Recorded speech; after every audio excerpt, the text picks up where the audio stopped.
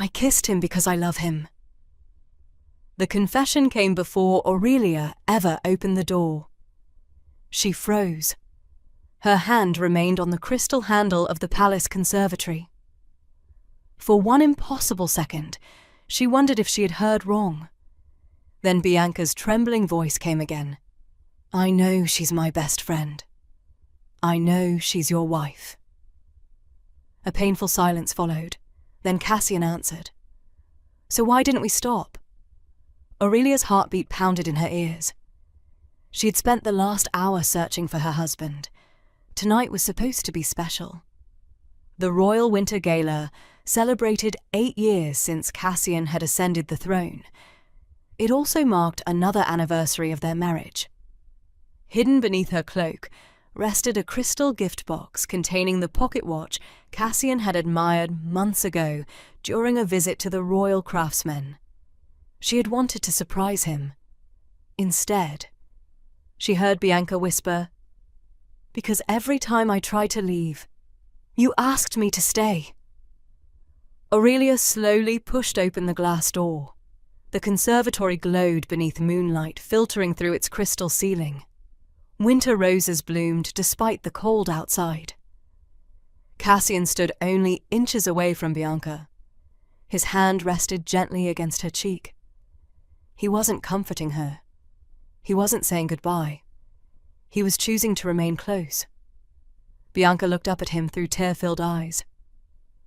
"What about Aurelia?" Cassian closed his eyes. His voice barely rose above a whisper. "I'll tell her. Just give me time." The crystal gift box slipped from Aurelia's fingers. It struck the marble floor. Glass exploded across the white stone. The sound echoed through the silent conservatory. Both of them spun around. Cassian's face lost every trace of color. "Aurelia!" Bianca stumbled backward. "No!" Her voice broke. "This isn't—" She stopped, because there was no sentence capable of repairing what Aurelia had just witnessed. The Luna stood perfectly still. Her breathing remained calm, almost unnaturally calm. She looked first at Cassian, the man she had trusted with her future. Then she looked at Bianca, the woman who had known every chapter of her past, somewhere deep inside her chest. She felt her heart split in two. Strangely, the larger piece broke for Bianca. A husband could betray a marriage, but a sister chosen by the heart. That wound reached somewhere even deeper. Cassian took one cautious step forward. "Please, I can explain." Aurelia raised one hand, not angrily, simply asking him to stop. "If you explain." Her voice remained remarkably steady. "I'll spend the rest of my life wondering which part was true." Silence swallowed the room. Outside, music drifted faintly from the ballroom. The guests laughed. Crystal glasses clinked together. The kingdom celebrated another year of peace. Inside the conservatory, an entire life quietly came to an end. Bianca covered her face with trembling hands. "I never wanted to hurt you." Fresh tears slipped through her fingers. Aurelia watched her for several long moments. Then she smiled. It wasn't a smile of forgiveness, nor one of anger. It was the peaceful smile of someone whose heart had finally accepted a truth too painful to fight. "I hope." Her voice softened. "Neither of you ever learns what this feels like."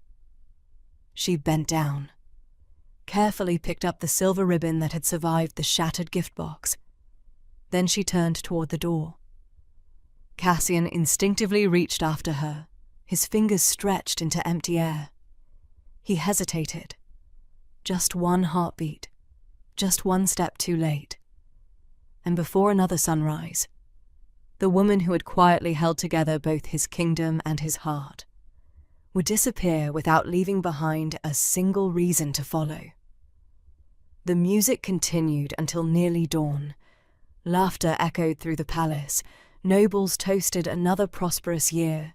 The orchestra played one final waltz beneath glittering chandeliers. No one noticed the Queen had vanished. Most assumed Aurelia had retired early after weeks of exhausting preparations. She had personally organized every detail of the Royal Winter Gala, every seating arrangement, every diplomatic introduction, every carefully chosen gift exchanged between rival kingdoms. She had solved dozens of problems before anyone realized they existed, just as she always had. Alone. Inside the lunar wing, silence settled over the empty corridors. Aurelia slowly opened the doors to her private chambers. Moonlight spilled across polished wooden floors. The room looked exactly as it had that morning. Only she had changed. She crossed to the fireplace first. Above it hung the portrait painted on the day she became Luna. Cassian stood proudly beside her. His hand rested over hers. Both of them smiled with the confidence of two people who believed trust would last forever.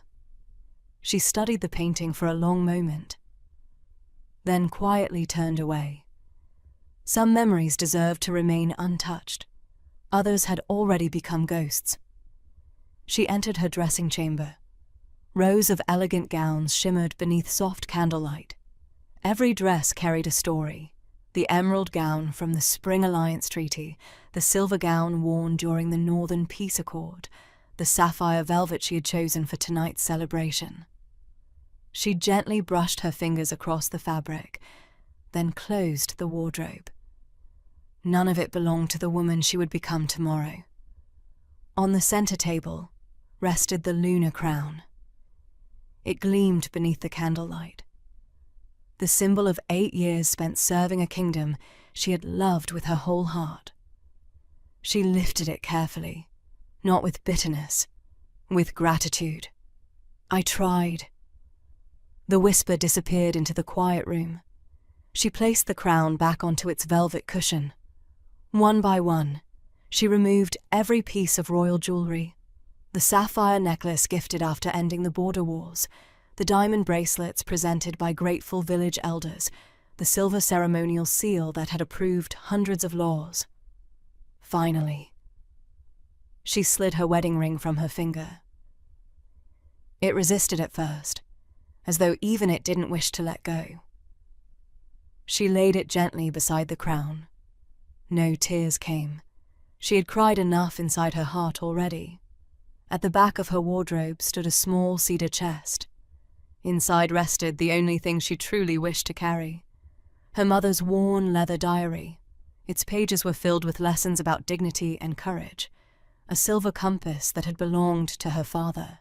He had once told her, "If you ever lose your way, follow the direction that lets you respect yourself." Finally, she lifted a tiny cloth pouch tied with faded blue ribbon. Wildflower seeds, a childhood gift from Bianca.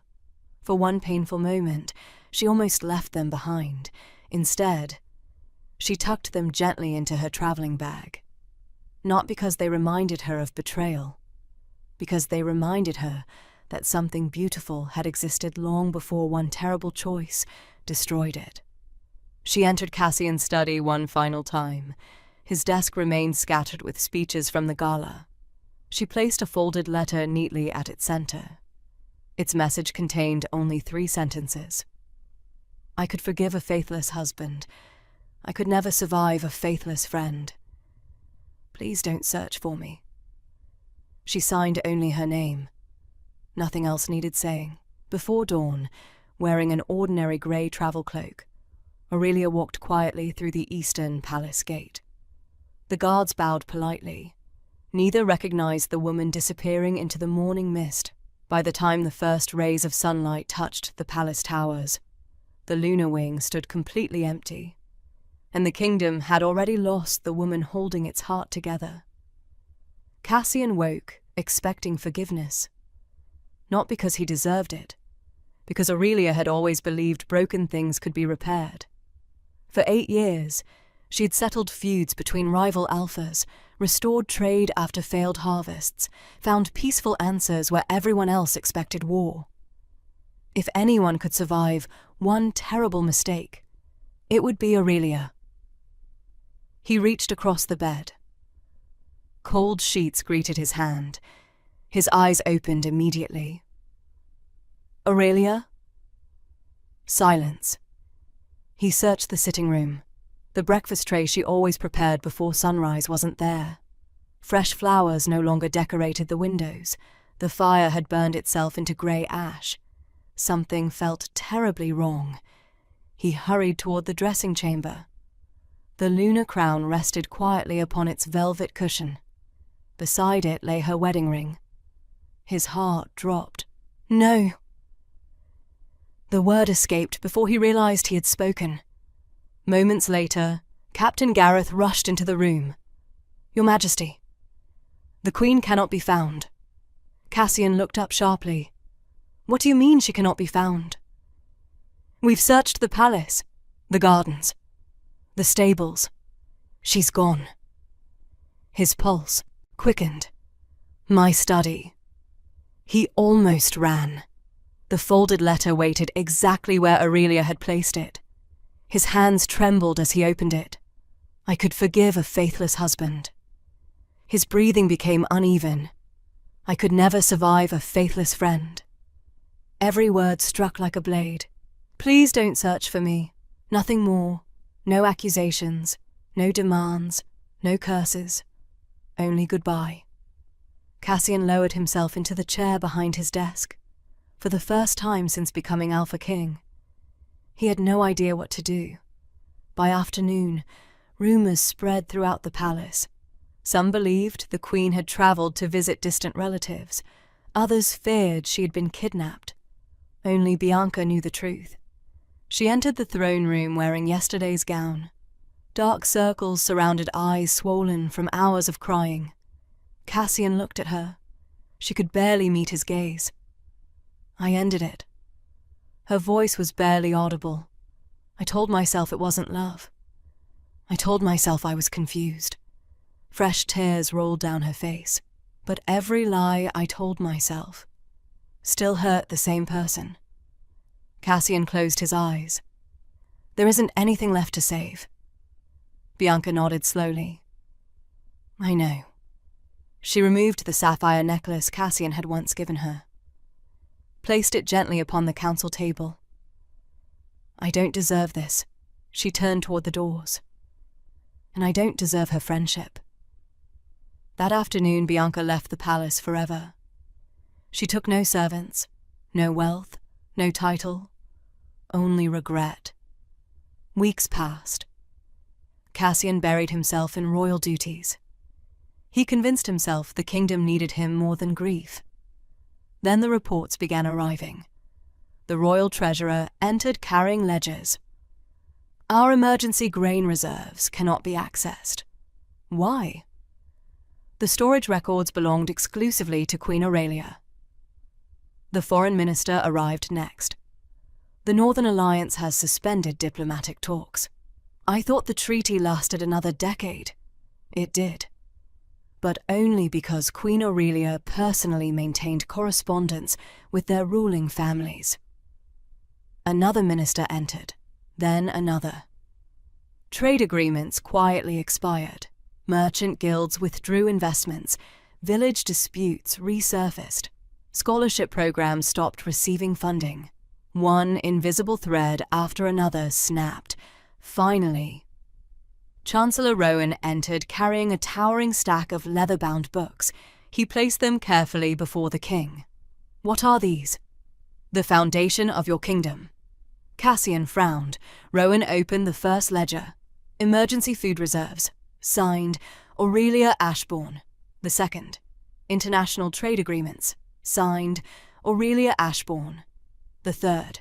Peace negotiations. Disaster relief. Education programs. Infrastructure plans. Every page carried the same elegant signature. Rowan looked quietly at his king. Your Majesty, you believed you ruled beside your queen. He rested one hand upon the ledgers. The truth is, she quietly carried the kingdom while the rest of us admired the throne. Far beyond the Eastern Sea, Another kingdom was already rising. Its people called their ruler only one thing: the White Queen. 8 years passed. The Alpha Kingdom endured, but it never again became the kingdom it had once been. Cassian worked tirelessly. He negotiated new treaties, visited distant villages himself, reorganized the treasury, dismissed corrupt officials. He became a better king, yet no matter how hard he worked, something was always missing. The kingdom functioned. It no longer flourished. There was a difference. Chancellor Rowan noticed it long before anyone else. One evening, while reviewing trade reports, he quietly remarked, "Your Majesty, we spend every day repairing problems." Cassian nodded tiredly. "We do." Rowan closed the ledger. "There was a time when those problems never reached your desk." Cassian didn't answer. He didn't have to. They both knew why. Meanwhile, stories began spreading across the continent. Merchants returned from voyages beyond the Eastern Sea, carrying unbelievable tales. There is a nation where no child goes hungry. There are hospitals where no patient is turned away. There are schools where the children of fishermen study beside princes. At first, everyone laughed. Every generation produced stories about some perfect kingdom hidden beyond the horizon. Then more ships returned, different captains, different crews. Exactly. The same stories. Travelers spoke of spotless cities, honest courts, peaceful markets, officials who greeted ordinary citizens by name. Most remarkable of all, they spoke of a ruler no one had ever seen. She refused portraits, declined statues, never allowed coins to bear her face. Her people simply called her the White Queen. Some believed she had once been royalty. Others insisted she had grown up an orphan. No one knew the truth. Then, one spring morning, invitations arrived throughout the continent. Each was sealed with white wax. Each bore the same message. The White Empire invited every recognized ruler to attend the first Continental Peace Summit. Its purpose was ambitious: a permanent alliance of trade, education, medicine, agriculture, justice. Never before had a single nation attempted to unite kingdoms through cooperation instead of conquest. Cassian accepted immediately. Something about the White Empire refused to leave his thoughts. As his ship entered the Imperial Harbour weeks later, he finally understood why. Everything reminded him of Aurelia, not because the buildings resembled his old palace. They didn't. Because every detail reflected the way she had always thought. The docks operated with effortless precision. Merchants moved without fear of corruption. Children laughed while carrying books through wide stone streets. Widows received assistance without begging.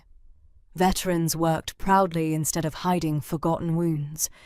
Problems seemed to disappear before becoming disasters, exactly as they once had in his own kingdom. The realization tightened his chest. Inside the Imperial Hall, rulers from across the continent gathered beneath towering ivory columns.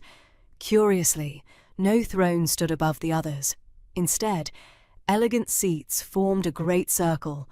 No ruler occupied the highest position. Respect, not dominance. The ceremonial horns echoed through the chamber. Conversations ceased. The great ivory doors slowly opened. A woman entered wearing flowing white robes embroidered with silver vines. An imperial crown rested lightly upon her dark hair. She walked alone. No guards, no unnecessary spectacle. Yet every monarch instinctively rose to their feet, not because protocol demanded it, because respect did. Cassian looked up, then forgot to breathe. She stopped at the center of the hall. Calm, grey eyes swept across the assembled rulers. When they reached him, they lingered only a heartbeat. Long enough to acknowledge recognition, not long enough to reveal pain or triumph, only peace. It was Aurelia. No longer the Luna who had walked away before sunrise. No longer the broken woman he had imagined wandering somewhere beyond his reach.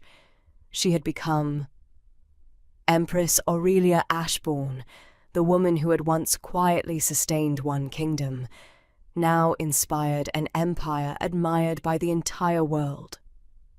As applause thundered through the hall, Cassian understood one devastating truth. She had never needed him to become extraordinary. She had only needed the freedom to become everything she already was. 3 months after the Continental Peace Summit, the heavens closed. Week after week, not a single storm crossed the Alpha Kingdom. The rivers shrank, fields cracked beneath the relentless sun. Farmers watched entire harvests wither before their eyes. Then the famine began. At first only the western villages struggled. Soon every province sent desperate pleas to the capital. Children cried themselves to sleep with empty stomachs. Bread lines stretched through town squares before sunrise. Even the royal granaries began running low. Inside the royal council chamber, silence weighed heavier than fear. Maps covered the great oak table. Entire provinces had been marked in red ink. The Minister of Agriculture spoke first. "If we continue rationing, our reserves will last 6 weeks." The royal treasurer slowly shook his head. Perhaps less. No one argued. No one had another answer. Finally, Chancellor Rowan broke the silence. "There is one kingdom untouched by the drought." Every eye turned toward him. He placed a white-sealed letter on the table. The White Empire. Several ministers lowered their heads. Everyone understood what that meant. Cassian stood slowly. "I'll go." The captain of the guard immediately protested. "Your Majesty, allow us to prepare an escort." Cassian shook his head. "No. Soldiers. No banners. No ceremony." He looked toward the window overlooking the hungry city below. "My people have already paid for my pride once. They will not pay for it again." 5 days later, his ship entered the familiar White Harbour. This time, he did not arrive as a visiting ruler. He arrived as a man carrying the hope of an entire kingdom. The White Palace welcomed him with quiet dignity. No one mocked him. No one whispered. He was escorted into the White Throne Hall. Its soaring marble pillars reflected soft afternoon light. Delegates from dozens of allied nations stood respectfully along both sides of the chamber. At its center, upon a throne carved from white marble, sat Empress Aurelia. The throne itself carried little decoration. Its beauty came from simplicity, much like the woman seated upon it. The herald's voice echoed through the hall. "His Majesty, Alpha King Cassian Thorncrest." Cassian walked forward alone. Each footstep sounded louder than the last. When he reached the foot of the throne, he stopped. For one long heartbeat, the hall became completely silent. Then, the Alpha King slowly lowered himself onto one knee. Gasps spread through the gathered rulers. Never in living memory had a reigning Alpha King knelt before another sovereign. Cassian bowed his head. "I have not come asking for forgiveness." His voice remained calm despite the weight inside it. "I have not come asking for another chance." He finally looked up. "I have come asking you to save my people. My failures should never become their punishment." Aurelia studied him quietly. 8 years earlier, she had left without demanding anything. Today, the man who once believed he could not lose her had crossed an ocean with nothing left except humility. After a long silence, she spoke. "The innocent should never pay for the mistakes of their king." She turned toward her ministers. "Open every Eastern grain reserve. Prepare medical caravans. Send agricultural advisors. Begin shipments immediately." One minister hesitated. "Your Majesty, what compensation shall we request?" Aurelia looked back at Cassian, then gently shook her head. "Compassion is not a debt. It is a responsibility. The orders were written before the meeting ended. Hundreds of grain wagons departed before sunset. Cassian remained kneeling for another moment. He searched for words. None seemed worthy. Finally, he whispered, "Thank you." Aurelia smiled with quiet grace. "Feed your people well, Cassian." In that moment, every ruler present understood why history would remember her not merely as an empress, but as the woman who proved mercy is the greatest expression of strength. The grain caravans left the White Empire before dawn. Hundreds of wagons rolled west beneath banners of white and silver. Each carried grain, medicine, seeds for the next planting season. No invoices accompanied them. No contracts demanded repayment. No political conditions were attached. The White Empire did not trade in suffering. It answered it. Across the continent, rulers praised Empress Aurelia's generosity. She accepted none of the praise. When her ministers thanked her for strengthening the empire's reputation, she simply smiled. "We did not save a reputation. We saved children." 3 days after Cassian returned home, another visitor arrived at the White Palace. She came without servants, without jewels, without a royal carriage. Even the palace guards hesitated before recognizing her. Lady Bianca Ravenshire looked nothing like the celebrated noblewoman who had once dazzled every royal gathering. Years had softened her beauty into something quieter, more honest. She wore a simple grey travelling dress. Her hair was tied back with plain ribbon. The only thing she carried was a small wooden box held tightly against her chest. When Aurelia's steward announced her arrival, several ministers exchanged uncertain glances. Aurelia simply nodded. "Please bring her in." Bianca entered slowly. For several heartbeats, neither woman spoke. The silence carried memories that words could never fully reach. Finally, Bianca lowered her eyes. "I wasn't sure you would see me." Aurelia offered a gentle smile. "You came." "That matters." Those 4 words nearly shattered Bianca's composure. With trembling hands, she placed the wooden box, upon the table. "I've carried this for 8 years. You should have it." Aurelia carefully lifted the lid. Inside rested dozens of letters tied neatly with faded blue ribbon. She recognized them immediately. Every letter she had written Bianca throughout their childhood. Birthday wishes, holiday cards, dreams about the future. Promises they believed would last forever. Aurelia picked up the oldest one. The paper had yellowed with age. The handwriting belonged to 2 carefree girls who had never imagined betrayal. Bianca laughed softly through tears. "I tried to throw them away.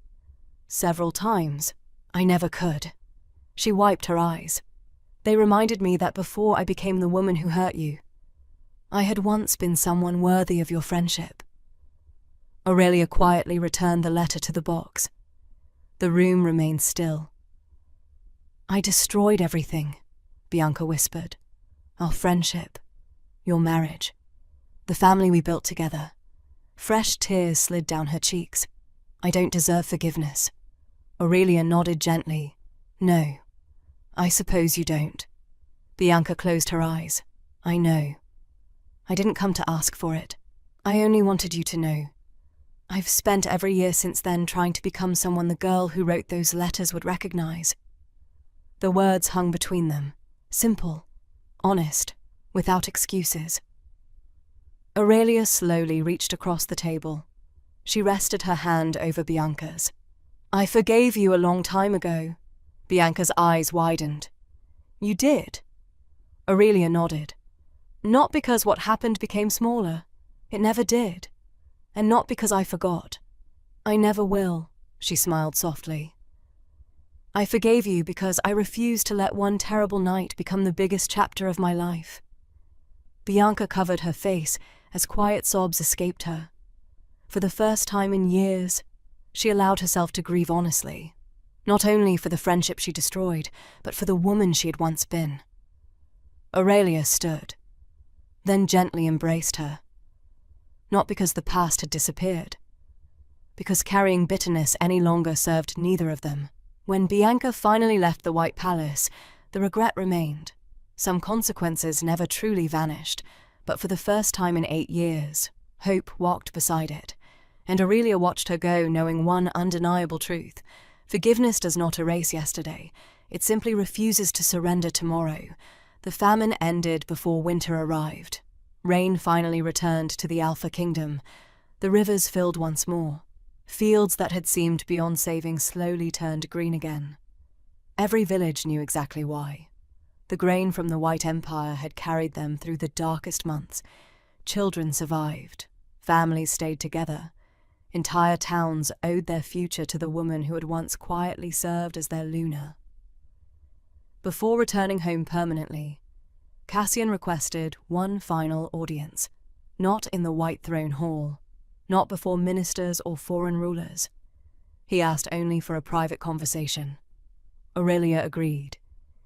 She received him in the Imperial Gardens. The place overlooked the entire capital. White roses climbed ancient stone walls. Fountains whispered beneath flowering trees. Butterflies drifted lazily among beds of blue and white wildflowers. Cassian recognized them immediately.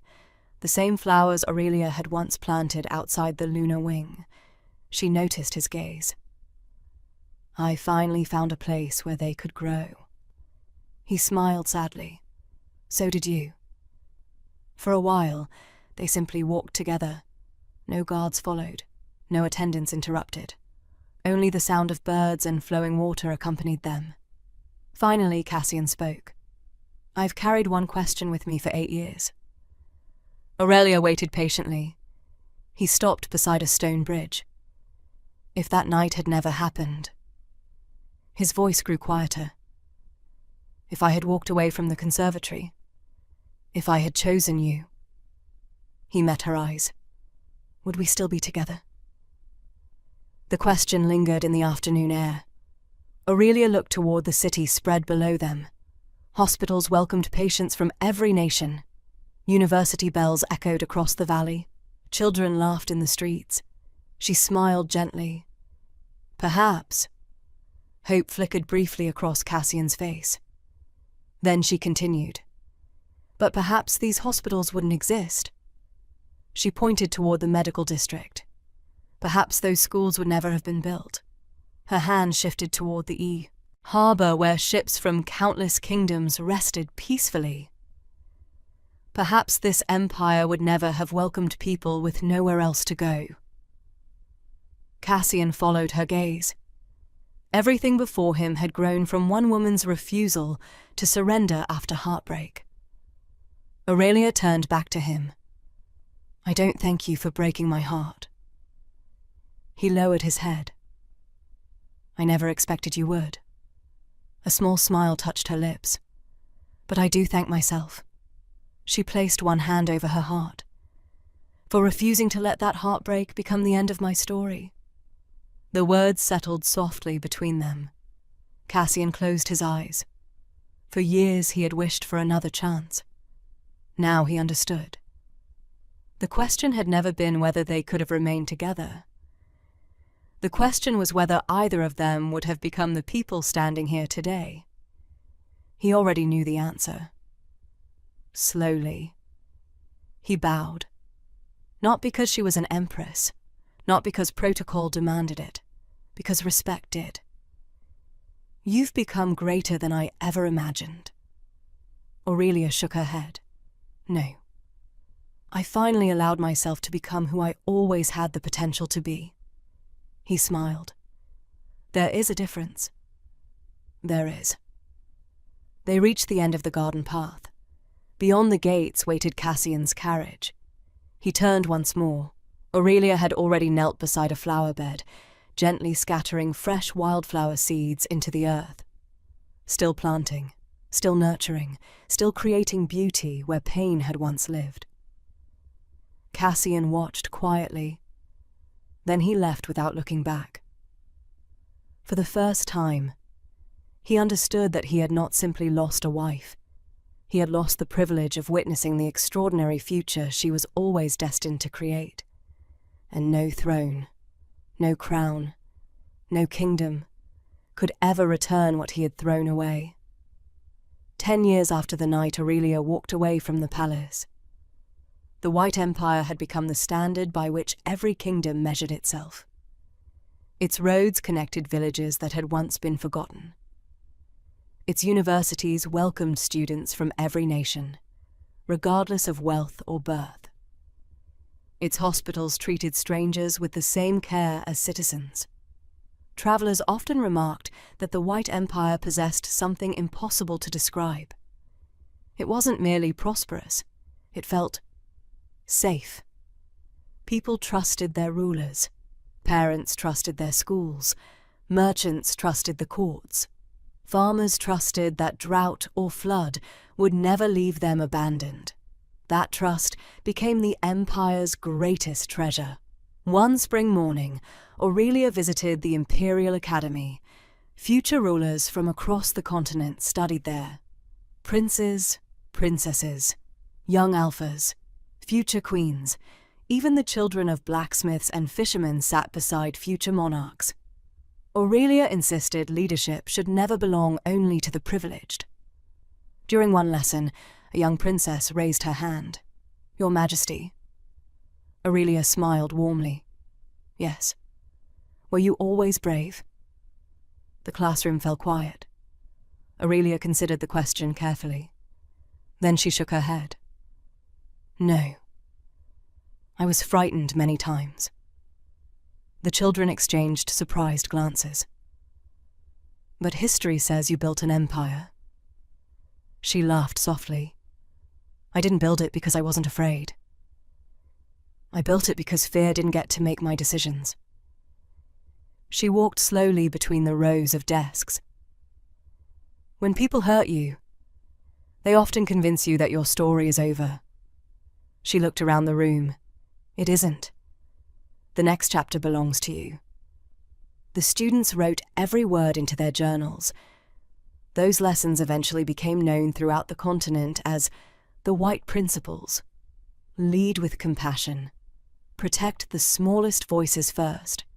Never allow power to silence kindness. Leave every community stronger than you found it. Build systems that continue helping people long after you're gone. Years later, the empire completed its final architectural masterpiece. At the entrance to the White Throne Hall stood an enormous arch carved from flawless white marble. Delegations from every allied kingdom gathered for its unveiling. Among them stood Alpha King Cassian. His hair had turned silver. Age had softened the pride that once defined him. The white silk covering slowly slipped away. Sunlight illuminated the inscription Aurelia had personally chosen. "Betrayal may change your path, but it never has to define your destination." No applause followed. None was needed. The silence itself became a tribute. Every ruler understood those words extended far beyond one marriage. They belonged to every person who had ever believed heartbreak was the end of their future.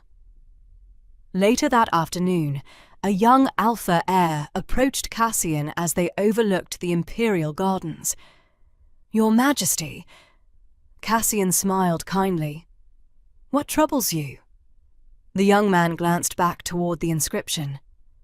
"People say Empress Aurelia became great because she was betrayed." Cassian looked toward the White Throne Hall, then quietly shook his head. "No. She became great because she refused to let betrayal decide who she would become." The young alpha remained thoughtful. Years later, he would teach those same words to another generation. And the lesson would continue, not because it had been carved into marble, but because one woman's life had already carved it into history. 20 years after the Royal Winter Gala, the story had become legend. Young rulers studied it in leadership academies. Historians debated it in universities. Parents told it to their children before bedtime. Not as the tale of a broken marriage, but as the story of a woman who refused to let betrayal become her identity. Every spring, rulers from across the continent traveled to the White Empire, for the summit of peace. And every spring, Alpha King Cassian Thorncrest came with them. Not because diplomacy demanded it, because gratitude did. His kingdom had flourished once again, not through conquest, not through wealth, but because he had spent 2 decades trying to become the kind of king Aurelia had always believed he could be. He often told young advisors, "The hardest lessons arrive too late, but that doesn't mean they should remain unlearned." On one such visit, a group of young Alpha heirs followed Cassian through the White Throne Hall. Their eyes drifted upward toward the great marble arch. Upon it remained the words every leader now knew by heart. Betrayal may change your path, but it never has to define your destination. One young prince finally gathered enough courage to ask, "Your Majesty." Cassian smiled gently. "Go on. They say you lost everything, but you still ruled your kingdom. You still wore your crown. What did you truly lose?" The hall became very quiet. Cassian looked toward the far end of the chamber. Aurelia stood there speaking with a delegation of young healers. She listened more than she spoke, exactly as she always had. Finally, he answered, "I lost the privilege of growing old beside the greatest woman I have ever known." The students remained silent. He continued, "I thought my greatest mistake was betraying my wife." He shook his head slowly. "It wasn't. My greatest mistake was failing to recognize her value while she was still standing beside me." He looked toward the gardens outside. "I believed I had lost a marriage. The truth is, I lost the heart of my kingdom. The wisest counselor I ever had, the most compassionate leader I have ever known, and the future we could have built together." The young prince lowered his eyes. "Do you still regret it?" Cassian smiled sadly. "Every single day. But regret can become a prison, or a teacher. I chose to let it teach me." Later that afternoon, Aurelia walked through the imperial gardens carrying a small linen pouch. She stopped beside Cassian. Without a word, she opened it. Inside were wildflower seeds.